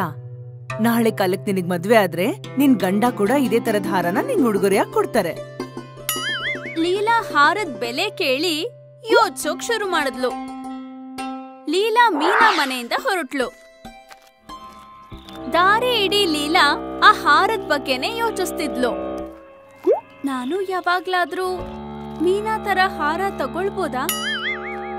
ಅವಳು ಮದ್ವೆ ಆಗಿರೋದು ದುಡ್ಡಿರುವಂತ ಒಬ್ಬ ವ್ಯಾಪಾರಿನ. ಅವರು ಅವಳಿಗೆ ಬೆಲೆ ಬಾಳೋ ಹಾರನ ತಂದು ಕೊಡ್ತಾರೆ. ಆದ್ರೆ ನನ್ನ ಗತಿ ಏನು? ನನ್ನ ಮದ್ವೆ ಏನಾದ್ರೂ ಯಾವ್ದಾದ್ರೂ ಬಡವನ್ ಜೊತೆ ಆದ್ರೆ ನಾನೇ ಯಾಕೆ ದುಡ್ಡನ್ನ ಜೋಡಿಸಿ ಒಳ್ಳೆ ಹಾರ ತಗೋಬಾರ್ದು? ಆದ್ರೆ ನಾನು ಹಣ ಉಳ್ಸೋಕೆ ಹೇಗ್ ಸಾಧ್ಯ? ಲೀಲಾ ಇದ್ರ ಬಗ್ಗೆನೆ ಯೋಚಿಸ್ತಾ ನಡೀತಾ ಇದ್ಲು. ಆಗ್ಲೇ ಅವಳು ಕಣ್ ಬಿದ್ದಿದ್ದು ನದಿ ಹತ್ರ ಯಾರೋ ಹಾಲ್ಗೆ ನೀರ್ ಬೆರೆಸ್ತಾ ಕೂತಿದ್ದ ವ್ಯಾಪಾರಿ ಮೇಲೆ. ಇವನು ಹೀಗೆ ಬೆರೆಸ್ತಾ ಕೂತಿದ್ದಾನೆ. ಇವನ್ ಹತ್ರ 2 ಮನೆ ಬೇರೆ ಇದೆ. ಬಹುಶಃ ನಾನು ಕೂಡ ಇವನ್ ತರಾನೇ ಹಾಲ್ಗೆ ನೀರ್ ಬೆರೆಸಿ ಮಾರೋಕ್ ಶುರು ಮಾಡ್ಬೇಕು. ಇದರಿಂದ ನಾನು ಒಳ್ಳೆ ಹಣ ಮಾಡ್ಬೋದು. ಹಾಗ ಅನ್ಕೊಂಡು ಲೀಲಾ ತುಂಬಾನೇ ಖುಷಿಯಾಗಿದ್ಲು. ಮಾರನೇ ದಿನ ಲೀಲಾ ಪ್ರತಿನಿತ್ಯದ ಹಾಗೆ ಹಸುವಿನ ಹಾಲನ್ನ ಕರಿತಾ ಇದ್ಲು. ಮತ್ತೆ ಹಾಲಿಗೆ ಅರ್ಧ ಭಾಗ ನೀರ್ ಹಾಕಿದ್ಲು. ಲೀಲಾ ಈ ಹಾಲನ್ನ ತಗೊಂಡು ಹಳ್ಳಿಗೆ ಹೊರಟ್ಲು. ಈಗ ಈ ಹಾಲನ್ನ ಹಳ್ಳಿ ಜನಕ್ಕೆಲ್ಲ ಮಾರಿದ್ಲು. ಈಗ ಅವಳ ಹತ್ರ ಸಾಕಷ್ಟು ಹಣ ಇತ್ತು. ಅರೆ ವಾ, ಇವತ್ ನಾನು ದುಪ್ಪಟ್ಟು ಹಣ ಮಾಡಿದ್ದೀನಿ. ನಾನು ಹೀಗೆ ಮಾಡ್ತಾ ಇದ್ರೆ ಬೇಗ ಹಾರನ ಕೊಂಡ್ಕೊಳ್ಬೋದು. ಲೀಲಾ ಮತ್ತೆ ದಿನ ಹಾಲ್ಗೆ ನೀರನ್ನ ಬೆರೆಸ್ತಾ ಅದನ್ನ ಮಾರೋಕೆ ಶುರು ಮಾಡಿದ್ಲು. ಅವಳು ತುಂಬಾ ಖುಷಿಯಾಗಿದ್ಲು, ಯಾಕಂದ್ರೆ ಅವಳು ಜಾಸ್ತಿ ಹಣ ಮಾಡ್ತಾ ಇದ್ಲು. ಒಂದು ದಿನದ ಮಾತಿದು. ಲೀಲಾ ನದಿ ತೀರದಲ್ಲಿ ಕುತ್ಕೊಂಡು ತಾನು ಸಂಪಾದನೆ ಮಾಡಿರೋ ಹಣನ ಎಣಿಸ್ತಾ ಇದ್ಲು. 202, 203, 204. ಅಯ್ಯೋ ವಾ, ನನ್ನ ಹತ್ರ 200ಕ್ಕಿಂತ ಜಾಸ್ತಿ ದುಡ್ಡಿದೆ. ಅದು ಒಂದೇ ತಿಂಗಳಲ್ಲಿ. ಅಂದ್ರೆ ಇದ್ರ ಅರ್ಥ ನಾನು ಇನ್ನೊಂದ್ 5 ತಿಂಗಳಲ್ಲಿ ಆ ಹಾರನ ಕೊಂಡ್ಕೊಳ್ಬಹುದು. ಲೀಲಾ ತುಂಬಾನೇ ಖುಷಿಯಾಗಿದ್ಲು.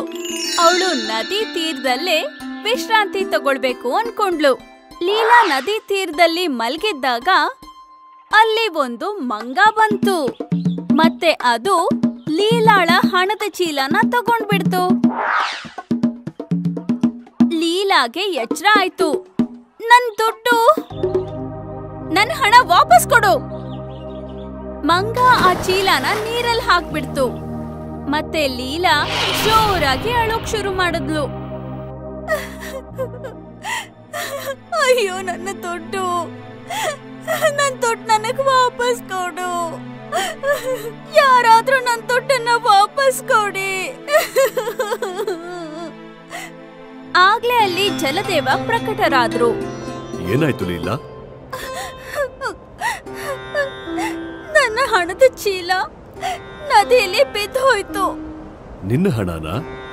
ಹೌದು, ನಾನು ಕಷ್ಟಪಟ್ಟಿದ್ದ ಹಣ. ನೀನು ನಿಜವಾಗ್ಲೂ ಕಷ್ಟಪಟ್ಟು ಸಂಪಾದಿಸಿದ್ದ? ಅದು ನಾನು ನನ್ನ ಹಾರಕ್ಕೋಸ್ಕರ. ಅದು ನೀನು ಕಷ್ಟಪಟ್ಟು ಸಂಪಾದಿಸಿದ ಹಣ ಅಲ್ಲ, ಹಾಗಾಗಿ ಅದು ನಿನಗೆ ಸಿಗೋದಿಲ್ಲ. ನೀನು ಹಾಲಲ್ಲಿ ನೀರು ಬೆರೆಸಿ ಬೇರೆಯವರಿಗೆ ಮೋಸ ಮಾಡಿ ಸಂಪಾದಿಸಿದ ಹಣ ಅದು ಪಾಪದ ಸಂಪಾದನೆ. ನನಗ ಅರ್ಥ ಆಯ್ತು ದೇವ, ನನ್ನನ್ನ ಕ್ಷಮಿಸ್ಬಿಡಿ. ಇನ್ಮೇಲೆ ಯಾವತ್ತೂ ನಾನು ಮೋಸದಿಂದ ಸಂಪಾದನೆ ಮಾಡಲ್ಲ. ಲೀಲಾಗೆ ತನ್ನ ತಪ್ಪಿನ ಅರಿವು ಆಗಿತ್ತು. ಇದರಿಂದ ಕಲ್ತಂತ ಪಾಠ ಏನಂದ್ರೆ, ದುಷ್ಟತನ ಮತ್ತೆ ದುರಾಸೆಯಿಂದ ಒಳ್ಳೆ ವಸ್ತುನ ಪಡ್ಕೊಳ್ಳೋಕೆ ಆಗಲ್ಲ. ಜುಕಾಂಪುರ್ ಅನ್ನೋ ಒಂದು ಗ್ರಾಮವಿತ್ತು. ಅಲ್ಲಿ ಶಂಕರ ತನ್ನ ಪರಿವಾರದೊಂದಿಗೆ ವಾಸಿಸ್ತಾ ಇದ್ದ. ಅವನೊಬ್ಬ ರೈತನಾಗಿದ್ರು ತುಂಬಾ ಚಾಲಾಕಿ ಮತ್ತು ಬುದ್ಧಿವಂತನಾಗಿದ್ದ. ಯಾರೂ ಅವನನ್ನ ಯಾಮಾರ್ಸೋದಿಕ್ಕೆ ಆಗ್ತಾನೆ ಇರ್ಲಿಲ್ಲ. ಇವತ್ ಬೆಳಿಗ್ಗೆಯಿಂದ ಟೀ ಸಿಗ್ಲಿಲ್ಲ. ಹಾಲ್ ನಾವು ಬಂದಿಲ್ವಾ? ಇವತ್ತು ಹಾಲ್ ಮಾರೋನು ಬಂದಿಲ್ಲ ಅಂದ್ರೆ ನಾನೇನ್ ಮಾಡಕ್ಕಾಗತ್ತೆ? ಬ್ಲಾಕ್ ಟೀ ಅಂತೂ ನೀವು ಕುಡಿಯೋದೇ ಇಲ್ಲ. ಕೆಲವೊಂದ್ಸಲ ಬ್ಲಾಕ್ ಟೀ ತುಂಬಾನೇ ಚೆನ್ನಾಗಿರುತ್ತೆ. ನಾನೇನು ಬೇರೆ ಪೈಲ್ವಾನ್ಗಿಂತ ಕಮ್ಮಿ ಇದ್ದೇನಾ? ಒಬ್ನೇ 10 ಜನ ನೋಡಿದ್ದೀನಿ. ಹಾ ದೊಡ್ಡೋರ್ ನೀವ್ ಹೇಗ್ ಹೇಳ್ತಿರೋ ಹಾಗ್ ನಾವು ಯಾವತ್ ಕೇಳಲಿಲ್ಲ ಹೇಳಿ. ಇಲ್ಲಿ ಯಾರ್ದಾದ್ರೂ ಮನೆಯಲ್ಲಿ ಜಗಳ ಆದ್ರೆ ಎಲ್ರಿಗಿಂತ ಮೊದ್ಲು ಊರ್ ಬಿಡೋರು ನೀವೇ ತಾನೇ. ದೊಡ್ಡೋರು ದೊಡ್ಡ ಮಾತಾಡ್ತಾ ಇದ್ದಾರೆ. ಶಂಕರ್ ಅಲ್ಲಿಂದ ತನ್ನ ಗದ್ದೆ ಕಡೆಗೆ ಹೋಗ್ತಾನೆ. ಅಲ್ಲಿ ಹೋಗಿ ನೋಡ್ತಾನೆ, ಅವನ್ ಗದ್ದೆ ಜೋಳದಿಂದ ತುಂಬಿರುತ್ತೆ. ಅದನ್ ನೋಡ್ದಾಗ ಅವನಿಗೆ ತುಂಬಾನೇ ಖುಷಿ ಆಗತ್ತೆ. ಒಪ್ತಿರೋ ಬಿಡ್ತಿರೋ, ಕತ್ತೆಗೆ ಏನ್ ಗೊತ್ತು ಕಸ್ತೂರಿ ಪರಿಮಳ. ಜನರೆಲ್ಲ ತಮ್ಮ ಖುಷಿಗೋಸ್ಕರ ಊರೂರ್ ತಿರುಗ್ತಾರೆ. ನನ್ಗಂತೂ ಪೂರ್ತಿ ಖುಷಿ ಇಲ್ಲೇ ಸಿಗುತ್ತೆ. ಶಂಕರ್ ಅಲ್ಲೇ ಸುತ್ತಾಡ್ತಾ ಇದ್ದಾಗ ಅವನ್ ನೋಡ್ತಾನೆ ತನ್ನ ಗದ್ದೆಯಲ್ಲಿ ಒಂದು ಕಾಡ್ ಹಂದಿ ಓಡಾಡ್ತಾ ಇರೋದನ್ನ. ಅದನ್ನ ನೋಡಿದ ತಕ್ಷಣ ಅವನದನ್ನ ಓಡ್ಸಕ್ ಶುರು ಮಾಡ್ದ. ಹೋಗತ್ತೆ, ಈ ಹಂದಿಗೆ ಏನಾದ್ರೂ ಮಾಡ್ಲೇಬೇಕು, ಇಲ್ಲ ಅಂದ್ರೆ ಈ ಗದ್ದೆನ ಹಾಳ್ ಮಾಡ್ಬಿಡುತ್ತೆ. ಸ್ವಲ್ಪ ದಿನದಲ್ಲೇ ಫಲ ಕೈ ಬರೋದ್ರಲ್ಲಿದೆ. ಈಗ್ಲೇ ಹೋಗಿ ಈ ಎಲ್ಲ ವಿಷಯನ ಮುಖ್ಯಸ್ಥರ ಹತ್ರ ಮಾತಾಡ್ತೀನಿ. ಶಂಕರ್ ತನ್ನ ಪತ್ನಿ ನೇಹಾ ಜೊತೆಗೆ ಗ್ರಾಮಾಧ್ಯಕ್ಷನ ಹತ್ರ ಹೋಗ್ತಾನೆ. ಅಧ್ಯಕ್ಷರೇ, ಊರಲ್ಲಿ ಇಷ್ಟೊಂದು ನಡೀತಾ ಇದೆ, ಆದ್ರೆ ನೀವು ಮನೆಯಲ್ಲೇ ಕೂತಿದ್ದೀರಾ. ಏನ್ ತಾಯಿ, ಯಾಕೆ ಎಷ್ಟು ಕಿರ್ಚ್ಕೋತಾ ಇದೀಯಾ? ಏನ್ ವಿಷಯ ಹೇಳು, ನಾನು ಅದನ್ನ ಸರಿ ಮಾಡೋದಕ್ಕೆ ಪ್ರಯತ್ನ ಪಡ್ತೀನಿ. ಏನ್ ಪ್ರಯತ್ನ ಪಡೋದು? ನಮ್ ಗದ್ದೆಲಿರೋ ಜೋಳನೆಲ್ಲ ಕಾಡ್ ಹಂದಿ ಬಂದು ತಿಂತಾ ಇದೆ. ನಮ್ಗಂತೂ ದಿಕ್ಕೆ ತೋಚದಂಗ ಆಗಿದೆ. ನೀವು ನಿಮ್ ಗದ್ದೆಗೆ ಬೇಲಿ ಹಾಕೊಳ್ಳಿ, ಮತ್ತೇನು, ಮತ್ತೆ ಅದರಿಂದ ನಿಮ್ಗೆ ನಷ್ಟ ಆಗಲ್ಲ. ಅಧ್ಯಕ್ಷರೇ, ನಾವು ಬೇಲಿ ಹಾಕಿದ್ವಿ, ಅದು ಮಳೆಗಾಲದಲ್ಲಿ ಎಲ್ಲ ಬಿದ್ದೋಯ್ತು. ನಮ್ಗೆ ತುಂಬಾ ನಷ್ಟ ಆಗುತ್ತೆ. ನಾವೇನು ಪರಿಹಾರ ಹುಡುಕ್ಲಿಲ್ಲ ಅಂದ್ರೆ ಸರಿ ಬಿಡಿ, ನಾನೇನಾದ್ರೂ ಯೋಚನೆ ಮಾಡ್ತೀನಿ. ಇವತ್ತು ಸಾಯಂಕಾಲ ಸಭೆ ನಡೆಯುತ್ತೆ, ಅಲ್ಲೇನಾದ್ರೂ ತೀರ್ಮಾನ ಮಾಡೋಣ. ಅಧ್ಯಕ್ಷರು ಮತ್ತು ಶಂಕರ್ ಸೇರಿ ಊರ್ ಜನರನ್ನ ಪಂಚಾಯತಿಗೆ ಕರೆದ್ರು. ಸಭೆ ಶುರುವಾದ ತಕ್ಷಣ ಶಂಕರ್ ಊರ್ ಜನರತ್ರ ಹೇಳ್ದ, ಇವತ್ತಿನ ವಿಷಯ ಜಮೀನನ್ನ ಹಂದಿಯಿಂದ ಕಾಪಾಡಲು. ಹಾಗೇನೆ ನಿಮ್ಮೆಲ್ರಿಗೂ ಗೊತ್ತಿದೆ, ಹಂದಿ ನಮ್ ಜಮೀನನ್ನ ಪೂರ್ತಿಯಾಗಿ ಹಾಳು ಮಾಡ್ಬಿಟ್ಟಿದೆ.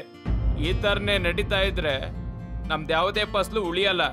ಹೌದು ಅಧ್ಯಕ್ಷರೇ, ಇವನ್ ಸರಿಯಾಗೇ ಹೇಳ್ತಿದ್ದಾನೆ. ಊರ್ ಜನರ ಮನದ ಮಾತನ್ನ ನೀವು ಕೇಳಿಸ್ಕೊಳ್ಳಿ. ಅದೇ ಸಮಯಕ್ಕೆ ಇನ್ನೊಂದು ಊರಿನ ಸಾಹುಕಾರ್ ವಿನಯ್ ಅಲ್ಲಕ್ ಬಂದ. ಈ ವಿಷಯದಲ್ಲಿ ನಮ್ಗೆ ಮುಕ್ತಿ ಬೇಕು ಅಂದ್ರೆ ವಿದೇಶಕ್ಕೆ ಮಾರ್ಬೇಕಾಗುತ್ತೆ. ನಮ್ಮ ಊರಿನ ಫಸಲನ್ನ ವಿದೇಶದಲ್ಲಿ ಮಾರ್ಬೇಕಾಗತ್ತೆ. ತುಂಬಾನೇ ದುಡ್ಡು ಬರುತ್ತೆ, ಮತ್ತೆ ಪೂರ್ತಿ ವಿದೇಶನ ಸುತ್ತೋ ಅವಕಾಶನೂ ಸಿಗುತ್ತೆ. ಇದಂತೂ ತುಂಬಾ ಒಳ್ಳೆ ವಿಷಯನೇ. ಇದಕ್ಕಾಗಿ ಪ್ರತಿ ಮನೆಯಿಂದ 2 ಗಂಡಸರು ಗದ್ದೆಯಲ್ಲಿ ಉಳಿಬೇಕಾಗುತ್ತೆ. ನಾವಿದ್ದೀವಲ್ಲ, ಊರಲ್ಲಿರೋ 2 ಪೈಲ್ವಾನ್ಗಳು ಪ್ರತಿದಿನ ರಾತ್ರಿ ಕಾಯ್ತೀವಿ. ಎಲ್ಲಾ ಊರ್ ಜನರು ಸೇರಿ ಹಾಗೆ ಮಾಡಿದ್ರು. ಅವತ್ ರಾತ್ರಿ ಶಂಕರ್ ಮತ್ತು ಗಬ್ರು ಗದ್ದೆ ಕಾಯೋಕೆ ಶುರು ಮಾಡಿದ್ರು. ಆ ರಾತ್ರಿ ಶಂಕರ್ ಗದ್ದೆಗೆ ಒಂದು ಕಾಡ್ ಹಂದಿ ಬಂದು ಜೋಳಗಳನ್ನ ತಿನ್ನಕ್ಕೆ ಶುರು ಮಾಡ್ತು. ಗದ್ದೆ ಚಲ್ಲಾಪಿಲ್ಲಿ ಆದ ಹಾಗೆ ಗಬ್ರು ಅದನ್ನ ನೋಡ್ದ. ಶಂಕರಣ್ಣ, ಅಲ್ಲಿ ನೋಡಿ, ಗದ್ದೆಲ್ ಹಂದಿ ಇದೆ. ಬಾಣ ಬಿಟ್ಟು ಅದನ್ನ ಸಾಯಿಸ್ಬಿಡೋಣ. ಸಾಯಿಸ್ಬೇಡ, ಅದನ್ನ ಅಲ್ಲಿಂದ ಓಡಿಸೋಣ. ಗಬ್ರು ಬಿಲ್ಲನ್ನ ಎತ್ತಿ ಹಂದಿಗೆ ಬಾಣವನ್ನ ಹೂಡ್ದ. ಶಂಕರ್ ಇದನ್ನ ನೋಡಿ ಗಬ್ರು ಮೇಲೆ ಎಗರಾಡ್ದ. ನೋಡ್ತೀಯ, ನೀನ್ ಅದನ್ನ ಸಾಯಿಸ್ಬಿಟ್ಟೆ. ನಾನು ಹೇಳಿದೆ ಅಲ್ವಾ ಅದನ್ನ ಸಾಯಿಸ್ಬೇಡ ಅಂತ. ಪಾಪ ಹಂದಿ, ನಾನ್ ಯಾವ್ದನ್ನು ಬಿಡಲ್ಲ, ಎಲ್ಲಾನು ಸಾಯಿಸ್ತೀನಿ. ಹೋಗೋ ಇಲ್ಲಿಂದ, ನಿಲ್ಬೇಡ. ಶಂಕರ್ ಆ ಕಾಡ್ ಹಂದಿನ ಎತ್ಕೊಂಡು ತನ್ನ ಮನೆಗೆ ತಗೊಂಡ್ ಹೋದ. ಆಮೇಲೆ ಅದ್ರ ಆರೈಕೆ ಮಾಡ್ದ. ಇಡೀ ರಾತ್ರಿ ಆರೈಕೆ ಮಾಡಿದ್ಮೇಲೆ ಆ ಕಾಡ್ ಹಂದಿ ಮನುಷ್ಯನ್ ರೂಪದಲ್ಲಿ ಕಾಣಿಸ್ಕೊಳ್ಳುತ್ತೆ. ಅದನ್ ನೋಡಿ ಶಂಕರ್ಗೆ ತುಂಬಾನೇ ಭಯ ಆಗತ್ತೆ. ಹೇಗಿದ್ದೀಯಾ ಶಂಕರ? ನಾನು ಈ ಊರಿನ ಪೂರ್ವಜರಲ್ಲಿ ಒಬ್ಬ. ಇದೇನಾಗ್ತಿದೆ? ನನ್ಗೇನು ಅರ್ಥ ಆಗ್ತಿಲ್ಲ. ನಾನು ಶಾಪದಿಂದಾಗಿ ಹಂದಿಯ ರೂಪದಲ್ಲಿದ್ದೆ. ನೀನು ನನಗೆ ಮುಕ್ತಿ ಕೊಡಿಸ್ದೆ, ಅವನ್ ಮುಕ್ತಿ ಕೊಡಿಸ್ದ. ನಾನ್ ನಿಮ್ಮ ಪ್ರಾಣ ಕಾಪಾಡೋಕಿದ್ದೆ. ನಿನ್ನ ಮುಗ್ಧತೆಯನ್ನ ಮೆಚ್ಚಿ ನಾನ್ ನಿನಗೆ ಆಶೀರ್ವಾದ ಮಾಡ್ತಿದ್ದೀನಿ. ನಾನು ಆ ಜೋಳನ ತಿಂತಿರ್ಬೇಕಾದ್ರೆ ನನಗೆ ಆ ಬಾಣ ಬಿತ್ತು. ಆ ಜೋಳ ಇನ್ ಮುಂದೆ ಜೋಳದ ಗಾಳಿಯಾಗಿ ಪರಿವರ್ತನೆ ಆಗುತ್ತೆ. ಹಾರಾಡುವ ಜೋಳ. ಸೂರ್ಯನ ಮೊದಲ ಕಿರಣ ಆ ಜೋಳದ ಮೇಲೆ ಬಿದ್ದಾಗ ಹಾರಾಡುವ ಜೋಳದ ವಿಮಾನವಾಗುತ್ತೆ. ಸಿಟಿಗೋಗಿ ನಿನ್ನ ಜೋಳವನ್ನ ಮಾರ್ಬೋದು, ಮತ್ತೆ ನಿನ್ನ ವ್ಯವಸಾಯ ತುಂಬಾ ಜಾಸ್ತಿ ಬೆಳಿಬಹುದು. ತದಾಸ್ತು. ಮತ್ತೆ ಕೇಳು, ಜೋಳದ ಬೆಳೆ ಹಾಳಾಗಲು ಬರೀ ಪ್ರಾಣಿಗಳೇ ಕಾರಣವಲ್ಲ, ಅಧ್ಯಕ್ಷರೂ ಕಾರಣರಾಗಿದ್ದಾರೆ. ಎಲ್ಲಾ ಜೋಳವನ್ನ ರಾತ್ರಿ ಹೊತ್ತಲ್ಲಿ ಕಳ್ತನ ಮಾಡ್ತಿದ್ರು. ಇದನ್ ಹೇಳಿ ಆ ಆತ್ಮ ಮತ್ತೆ ಕಾಡು ಹಂದಿ ಅಲ್ಲಿಂದ ಮಾಯ ಆಗತ್ತೆ. ಶಂಕರ್ ಈ ಎಲ್ಲಾ ವಿಷಯವನ್ನ ತನ್ನ ಪತ್ನಿಗೆ ಹೇಳ್ತಾನೆ. ಆಗ ನಗ್ಮಾ ಹೇಳಿದ್ಲು, ಬೆಳಕಾಗಕ್ಕೆ ಇನ್ನೇನ್ ಸ್ವಲ್ಪ ಸಮಯ ಇದೆ. ನಾವು ನಮ್ ಗದ್ದೆ ಹತ್ರ ಹೋಗಿ ನೋಡೋಣ. ಹಾಗೇನಾದ್ರೂ ಆಗಿದ್ರೆ ನಮ್ ಪರಿವಾರ ಚಿನ್ನದಿಂದ ತುಂಬಿರುತ್ತೆ. ಆಗ ಅಧ್ಯಕ್ಷರು ಸಿಕ್ಕಿ ಬೀಳ್ತಾರೆ. ನಗ್ಮ ಮತ್ತು ಶಂಕರ್ ಬೆಳಗಾಗೋದನ್ನೇ ಕಾಯ್ತಾ ಕೂತಿದ್ರು. ಸೂರ್ಯನ್ ಕಿರಣ ಜೋಳದ ಮೇಲೆ ಬೀಳ್ತಿದ್ದ ಹಾಗೆ ಜೋಳಗಳೆಲ್ಲ ಕಾಡಹಂದಿ ಆಶೀರ್ವಾದದಿಂದ ಜೋಳದ ವಿಮಾನವಾಗಿ ಬದಲಾಯಿತು. ಇದನ್ ನೋಡಿ ಇಬ್ರು ತುಂಬಾ ಖುಷಿ ಪಟ್ರು. ಇದೇ ಅಲ್ವಾ ಅದ್ಭುತ ಅಂದ್ರೆ. ನೀವ್ ಇಲ್ಲೇ ಇರಿ, ನಾನ್ ಹೋಗಿ ಊರ್ ಜನರನ್ನ ಕರ್ಕೊಂಡ್ ಬರ್ತೀನಿ. ಒಳ್ಳೇದಾಗ್ಲಿ, ಹೋಗು, ಜನಗಳನ್ನ ಕರ್ಕೊಂಡ್ ಬಾ. ನೀನು ಈ ಊರಿನ ಎಲ್ಲಾ ಜನಗಳನ್ನ ಕರ್ಕೊಂಡು ಹೋಗಿ ಜೋಳವನ್ನ ಮಾರು. ಯಾಕೆ ನೀವು ನನ್ ಜೊತೆ ಬರಲ್ವಾ?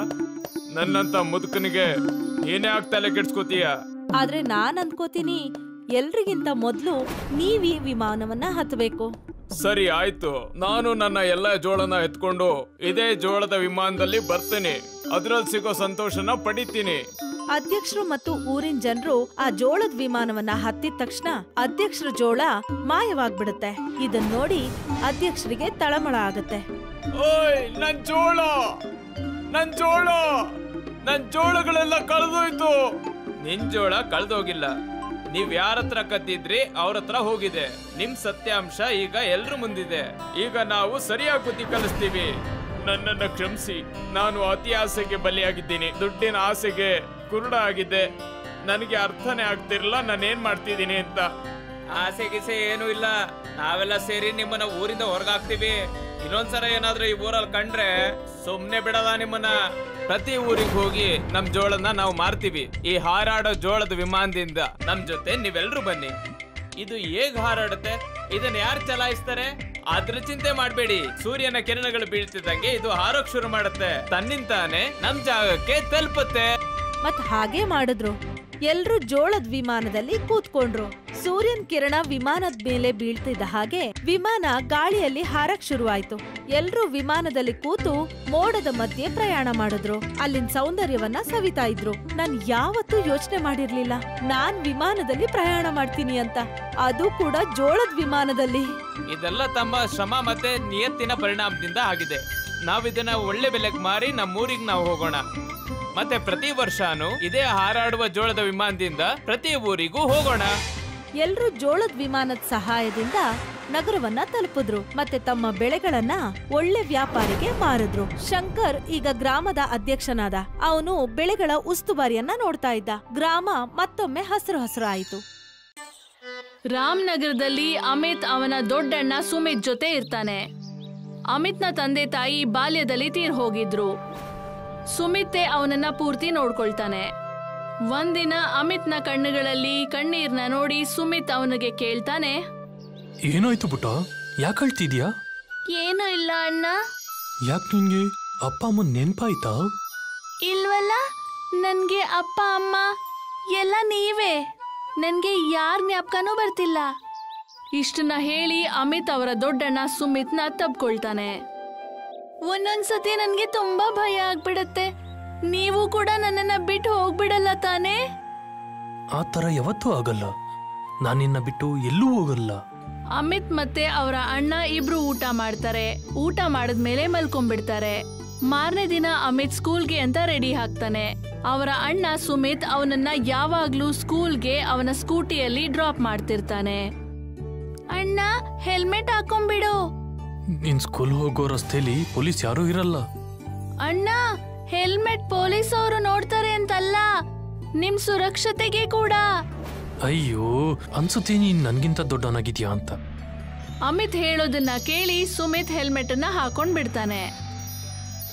ನೋಡಿದ್ರಾ, ನೀವ್ ಹೆಲ್ಮೆಟ್ ಅಲ್ಲಿ ಎಷ್ಟ್ ಚೆನ್ನಾಗ್ ಕಾಣ್ತಿದ್ದೀರಿ. ಆಯ್ತು ಸರಿ, ಇವಾಗ ಕುತ್ಕೋ, ಸ್ಕೂಲ್ಗೆ ಲೇಟ್ ಆಗ್ತಿದೆ. ಅಮಿತ್ನ ಸ್ಕೂಲ್ಗೆ ಡ್ರಾಪ್ ಮಾಡಿದ್ಮೇಲೆ ಸುಮಿತ್ ಅವನ ಗಾಡಿ ತಗೊಂಡು ಮನೆಗ್ ಬಂದ್ಬಿಡ್ತಾನೆ. ಸಂಜೆ ಸುಮಿತ್ ಅಮಿತ್ನ ಸ್ಕೂಲ್ಗೆ ಅವನನ್ನ ಕರ್ಕೊಂಡ್ ಬರಕ್ಕೆ ಅಂತ ಹೋಗ್ತಾನೆ. ಆದ್ರೆ ಅವನು ಹೆಲ್ಮೆಟ್ ಹಾಕೊಂಡಿರಲ್ಲ. ರಸ್ತೆಯಲ್ಲಿ ಅವನು ಹೋಗೋವಾಗ ಜೋರು ಮಳೆ ಬರುತ್ತೆ.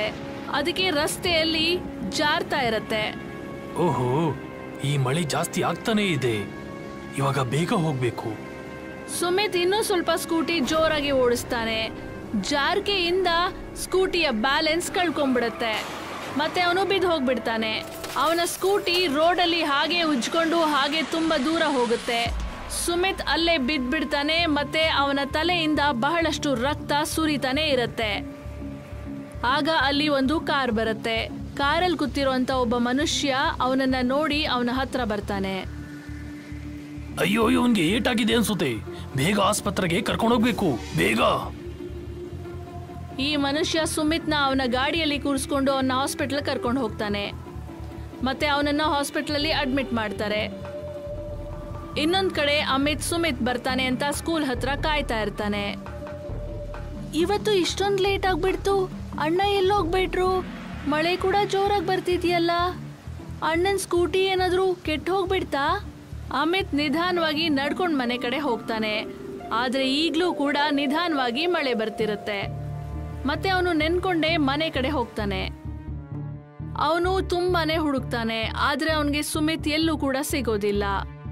ಆಗ ಅವನಿಗೆ ಎಲ್ಲಿಂದನೋ ಗೊತ್ತಾಗುತ್ತೆ ಅವರ ಅಣ್ಣನಿಗೆ ಆಕ್ಸಿಡೆಂಟ್ ಆಗಿದೆ ಅಂತ, ಮತ್ತೆ ಅವನು ಆಸ್ಪತ್ರೆಯಲ್ಲಿದ್ದಾನೆ ಅಂತ. ಹೇಗೋ ಅವನು ಆಸ್ಪತ್ರೆ ತಲುಪ್ತಾನೆ. ಅಣ್ಣ ಅಣ್ಣ, ನೀವು ಹೇಗಿದ್ದೀರಿ? ಮತ್ತೆ ಈ ಆಕ್ಸಿಡೆಂಟ್ ಹೇಗಾಯ್ತು? ಹೇಗಿದ್ದೀರಿ ಅಣ್ಣ? ಯಾರು ನೀನು? ನನಗೆ ನೀನ್ ಯಾರಂತಾನೆ ಗೊತ್ತಾಗ್ತಾ ಇಲ್ಲ. ನಾನು ನಿಮ್ ಚಿಕ್ಕ ತಮ್ಮ ಅಮಿತ್. ಅರೆ, ನಾನ್ಯಾರು? ನೀನ್ಯಾರು? ನನ್ಗೇನು ನೆನಪಿಗೆ ಬರ್ತಾ ಇಲ್ಲ. ಆಗ ಡಾಕ್ಟರ್ ಬರ್ತಾರೆ. ಇವನ್ ತಲೆಗೆ ಏಟ್ ಬಿದ್ದಿರೋದ್ರಿಂದ ಎಲ್ಲಾ ಮರ್ತೋಗಿದ್ದಾನೆ, ಮತ್ತೆ ನಿನ್ನೂ ಸಹ ಮರ್ತೋಗಿದ್ದಾನೆ. ಇದನ್ನ ಕೇಳಿ ಅಮಿತ್ ಅಳ್ತಿರ್ತಾನೆ. ಮತ್ತ ಅವನ್ ವಾಪಸ್ ಮನೆಗೆ ಬರ್ತಾನೆ. ಅಕಸ್ಮಾತ್ ನಮ್ಮಣ್ಣ ಹೆಲ್ಮೆಟ್ ಹಾಕೊಂಡಿದ್ದಿದ್ರೆ ಅವ್ರಿಗೆ ಈ ರೀತಿ ಆಗ್ತಾ ಇರ್ಲಿಲ್ಲ, ಮತ್ತೆ ಅವರು ನನ್ನನ್ನ ಗುರ್ತಿಸ್ತಾ ಇದ್ರು. ಇನ್ಮೇಲೆ ನಾನು ಯಾರಿಗೂ ಕೂಡ ಹೆಲ್ಮೆಟ್ ಇಲ್ದೆ ಗಾಡಿ ಓಡ್ಸಕ್ಕೆ ಬಿಡೋದಿಲ್ಲ, ಎಲ್ರಿಗೂ ಹೆಲ್ಮೆಟ್ ಹಾಕಿಸ್ತೀನಿ. ಅವನು ರಾತ್ರಿ ಟಿವಿಯಲ್ಲಿ ಕಾರ್ಟೂನ್ ನೋಡ್ತಾನೆ. ಅದರಲ್ಲಿ ಒಬ್ಬ ಕೂಲಿ ಅವನು ಕಲ್ಲುಗಳಿಂದ ತಪ್ಪಿಸ್ಕೊಳ್ಳೋದಕ್ಕೆ ಒಂದು ಹೆಲ್ಮೆಟ್ ಅನ್ನ ಕಲ್ಲಂಗಡಿ ಹಣ್ಣಿಂದ ಮಾಡಿರ್ತಾನೆ. ಆಗ ಅವನ ಮೈಂಡ್ ಅಲ್ಲಿ ಒಂದು ಪ್ಲಾನ್ ಹೊಳಿಯುತ್ತೆ. ಈಗ ನಾನು ಕೂಡ ಕಲ್ಲಂಗಡಿ ಹೆಲ್ಮೆಟ್ ಮಾಡ್ತೀನಿ ಮತ್ತೆ ಜನರಿಗೆ ಗಿಫ್ಟ್ ಕೊಡ್ತೀನಿ. ಅಮಿತ್ ಮಾರ್ಕೆಟ್ ಇಂದ ಬಹಳಷ್ಟು ಕಲ್ಲಂಗಡಿ ಹಣ್ಣುಗಳನ್ನ ತರ್ತಾನೆ. ಮತ್ತೆ ಅದರ ಒಳಗಡೆ ಇರೋ ತಿರುಳನ್ನೆಲ್ಲ ತೆಗೆದು ಅದರಿಂದ ಹೆಲ್ಮೆಟ್ ಮಾಡ್ತಾನೆ. ಇದೇ ರೀತಿ ಅಮಿತ್ ಇಡೀ ದಿನ ಕಷ್ಟಪಟ್ಟು ಬಹಳಷ್ಟು ಹೆಲ್ಮೆಟ್ಗಳನ್ನ ಮಾಡ್ತಾನೆ. ಈಗ ಅದನ್ನೆಲ್ಲ ತಗೊಂಡು ಅವನು ರಸ್ತೆಗೆ ಹೋಗ್ತಾನೆ. ಈಗ ಅವನು ರಸ್ತೆಯಲ್ಲಿ ಅವನ ಮುಂದೆ ಯಾರೇ ಹೆಲ್ಮೆಟ್ ಇಲ್ದೆ ಸ್ಕೂಟಿ ಓಡಿಸ್ತಾರೋ ಅವ್ರಿಗೆಲ್ಲ ಇವನು ಹೆಲ್ಮೆಟ್ ಅನ್ನ ಕೊಡ್ತಾನೆ. ತಗೊಳ್ಳಿ, ಹೆಲ್ಮೆಟ್ ಹಾಕೊಂಬಿಡಿ. ಅಮಿತ್ ಈ ರೀತಿ ಮಾಡೋದನ್ನ ಟ್ರಾಫಿಕ್ ಪೊಲೀಸ್ ಅವರು ನೋಡ್ಬಿಡ್ತಾರೆ. ಮತ್ತೆ ಅವನ ಹತ್ರ ಬರ್ತಾರೆ. ಇದೇನ್ ಮಾಡ್ತಿದ್ಯಾ ಮಗು? ಆಕ್ಸಿಡೆಂಟ್ ಅಲ್ಲಿ ನಮ್ಮ ಅಣ್ಣನಿಗೆ ಜ್ಞಾಪಕ ಶಕ್ತಿ ಹೋಗ್ಬಿಟ್ಟಿದೆ. ಅವರು ಹೆಲ್ಮೆಟ್ ಹಾಕೊಂಡಿದ್ದಿದ್ರೆ ಈ ರೀತಿ ಆಗ್ತಾ ಇರ್ಲಿಲ್ಲ. ನನಗೆ ಏನ್ ಇಷ್ಟ ಅಂದ್ರೆ ಇವತ್ತಾದ್ಮೇಲೆ ಯಾರೇ ಟೂ ವೀಲರ್ ಓಡಿಸ್ತಾರೋ ಅವ್ರು ಎಲ್ರೂ ಕೂಡ ಹೆಲ್ಮೆಟ್ ಅನ್ನ ಹಾಕೊಳ್ಬೇಕು. ತಗೋ, ಇದು ನಿಜವಾದ ಹೆಲ್ಮೆಟ್ಟು. ಇದನ್ನು ಕೊಡು. ಇದು ತುಂಬಾ ಒಳ್ಳೆಯ ಸುರಕ್ಷಿತವಾಗಿದೆ. ಅಮಿತ್ ಈ ಹೆಲ್ಮೆಟ್ಗಳನ್ನ ತಗೊಂಡು ಹೊರಟೋಗ್ತಾನೆ. ಮತ್ತೆ ಜನರಿಗೆ ನಿಜವಾದ ಹೆಲ್ಮೆಟ್ ಅನ್ನೇ ಕೊಡ್ತಿರ್ತಾನೆ. ನೋಡಿ, ಆ ಚಿಕ್ಕ ಮಗು ಎಂತ ಒಳ್ಳೆ ಯೋಚನೆ ಮಾಡಿದ್ದಾನೆ. ನಾವು ಅವನ ಯೋಚನೆನ ಮುಂದೆ ತಗೊಂಡೋಗೋಣ. ಮತ್ತೆ ಟ್ರಾಫಿಕ್ ಪೊಲೀಸ್ ಅವರು ಎಲ್ರಿಗೂ ಚಲನ್ ಕೊಡೋ ಬದಲು ಎಲ್ರಿಗೂ ಫ್ರೀಯಾಗಿ ಹೆಲ್ಮೆಟ್ ಕೊಡ್ತಾರೆ. ಅಮಿತ್ ಮತ್ತೆ ಪೊಲೀಸ್ ಅವರು ಕಲ್ಲಂಗಡಿ ಹಣ್ಣಿನ ಹೆಲ್ಮೆಟ್ ಅನ್ನ ಕೊಡೋದು ಮೀಡಿಯಾ ಅವರು ನೋಡ್ಬಿಡ್ತಾರೆ. ಮತ್ತೆ ನೋಡ್ತಾ ಇದ್ದ ಹಾಗೆ ಈ ನ್ಯೂಸ್ನ ಎಲ್ಲ ನ್ಯೂಸ್ ಚಾನೆಲ್ ಅಲ್ಲಿ ಪ್ರಸಾರ ಮಾಡ್ತಾರೆ. ನೋಡ್ತಾ ಇದ್ದ ಹಾಗೆ ಈ ವಿಷಯ ಇಡೀ ಪ್ರಪಂಚಕ್ಕೆ ಗೊತ್ತಾಗ್ಬಿಡತ್ತೆ.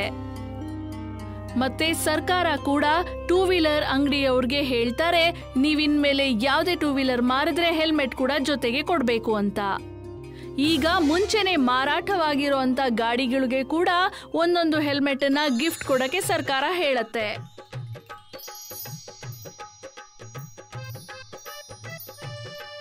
ಮತ್ತೆ ಪೂರ್ತಿ ದೇಶದಲ್ಲಿ ಎಲ್ರೂ ಹೆಲ್ಮೆಟ್ ಹಾಕೊಂಡೇ ಗಾಡಿ ಓಡಿಸ್ತಾರೆ. ನೋಡ್ತಾ ಇರಿ, ಇನ್ಮೇಲೆ ಆಕ್ಸಿಡೆಂಟ್ ಇಂದ ನಮ್ ದೇಶದಲ್ಲಿ ಕಡಿಮೆ ಜನ ಸಾಯ್ತಾರೆ. ಹೆಲ್ಮೆಟ್ ಹಾಕೋ ಅಂತದನ್ನ ಎಲ್ಲ ಜನರಿಗೂ ಅಮಿತ್ ಶುರು ಮಾಡಿಸ್ತಾನೆ. ಈಗ ಹಳ್ಳಿಯಲ್ಲಿ ಕೂಡ ಜನರಿಗೆ ಕಲ್ಲಂಗಡಿ ಹಣ್ಣಿನ ಹೆಲ್ಮೆಟ್ ಮಾಡಿ ಕೊಡ್ತಾನೆ. ಅದರಿಂದ ಅಮಿತ್ ಈಗ ಪೂರ್ತಿ ದೇಶದಲ್ಲಿ ಕಲ್ಲಂಗಡಿ ಹಣ್ಣಿನ ಹೆಲ್ಮೆಟ್ ಅವನು ಅನ್ನೋ ಹೆಸರಿನಲ್ಲಿ ಫೇಮಸ್ ಆಗ್ಬಿಡ್ತಾನೆ. ಆಮೇಲೆ ಸರ್ಕಾರ ಅವನಿಗೆ ಇನಾಮ್ ಕೂಡ ಕೊಡುತ್ತೆ. ಮತ್ತೆ ಅವರ ಅಣ್ಣನಿಗೆ ಒಂದು ಒಳ್ಳೆ ಆಸ್ಪತ್ರೆಯಲ್ಲಿ ಟ್ರೀಟ್ಮೆಂಟ್ ಕೊಡಿಸುತ್ತೆ. ಮತ್ತೆ ಅವ್ರ ಅಣ್ಣನಿಗೆ ಜ್ಞಾಪಕ ಶಕ್ತಿ ವಾಪಸ್ ಬರುತ್ತೆ. ಈಗ ಅವನು ಅವರ ಅಣ್ಣನ್ನ ಭೇಟಿ ಮಾಡಕ್ಕೆ ಆಸ್ಪತ್ರೆಗೆ ಹೋಗ್ತಾನೆ. ಆಗ ಅಮಿತ್ ಬರೋದನ್ನ ನೋಡಿ ಸುಮಿತ್ ಓಡ್ ಬಂದು ಅವನನ್ನ ತಬ್ಕೊಂಡ್ಬಿಡ್ತಾನೆ. ಹೇಗಿದ್ಯಾ ಪುಟ್ಟು? ನಾನ್ ಹುಷಾರಾಗಿದ್ದೀನಿ ಅಣ್ಣ, ನೀವ್ ಹೇಗಿದ್ದೀರಿ? ನಾನು ಚೆನ್ನಾಗಿದ್ದೀನಿ ನೋಡು, ತುಂಬಾ ಚೆನ್ನಾಗಿದ್ದೀನಿ. ಸುಮಿತ್ ಹುಷಾರಾಗಿರೋದನ್ನ ನೋಡಿ ಅಮಿತ್ನ ಕಣ್ಣಲ್ಲಿ ನೀರೇ ಬರುತ್ತೆ. ನಿನ್ಗೇನಾಯ್ತು ಪುಟ? ಯಾಕೆ ಅಳ್ತಾ ಇದೀಯಾ? ನೀವು ನನ್ನ ಬಿಟ್ಟು ಹೋಗೋದಿಲ್ಲ ಅಲ್ವಾ? ಇಲ್ಲ, ಎಲ್ಗೂ ಹೋಗಲ್ಲ. ಇವತ್ತಿಂದ ನಾನು ನಿನ್ನೆಲ್ಲಾ ಮಾತನ್ನು ಕೇಳ್ತೀನಿ. ಇನ್ಮೇಲೆ ನಾನು ಹೆಲ್ಮೆಟ್ ಇಲ್ದೆ ಗಾಡಿನ ಓಡಿಸೋದೇ ಇಲ್ಲ, ಬೇರೆಯವ್ರನ್ನ ಓಡಿಸೋದಿಕ್ಕೂ ಬಿಡಲ್ಲ. ಈಗ ಅಮಿತ್ ಮತ್ತೆ ಸುಮಿತ್ ಮನೆಗ್ ಬಂದ್ಬಿಡ್ತಾರೆ. ಮತ್ತೆ ಇಬ್ರು ಸೇರ್ಕೊಂಡು ಒಂದು ದೊಡ್ಡ ಹೆಲ್ಮೆಟ್ ಅಂಗಡಿ ತೆರೀತಾರೆ. ಮತ್ತೆ ಆ ಅಂಗಡಿ ಹೆಸರು ಕಲ್ಲಂಗಡಿ ಹೆಲ್ಮೆಟ್ ಅವನು ಅಂತ ಇಡ್ತಾರೆ. ನೀತಿ: ನಮ್ಮ ದೇಶದಲ್ಲಿ ಸಾವಿರಾರು ಜನ ಆಕ್ಸಿಡೆಂಟ್ ಅಲ್ಲಿ ಸತ್ ಹೋಗ್ತಾರೆ. ಎಲ್ರು 2 ವೀಲರ್ ಗಾಡಿಗಳಲ್ಲಿ ಹೆಲ್ಮೆಟ್ ಅನ್ನ ಹಾಕೊಂಡ್ರೆ ಆಕ್ಸಿಡೆಂಟ್ಗಳು ಬಹಳಷ್ಟು ಕಡಿಮೆ ಆಗ್ತವೆ. ಹಾಗೆ ರಸ್ತೆ ಸುರಕ್ಷತೆಗಳನ್ನ ಪಾಲನೆ ಮಾಡಿದ್ರೆ ಇನ್ನು ಆಕ್ಸಿಡೆಂಟ್ಗಳು ಬಹಳಷ್ಟು ಕಡಿಮೆ ಆಗ್ಬಿಡ್ತವೆ.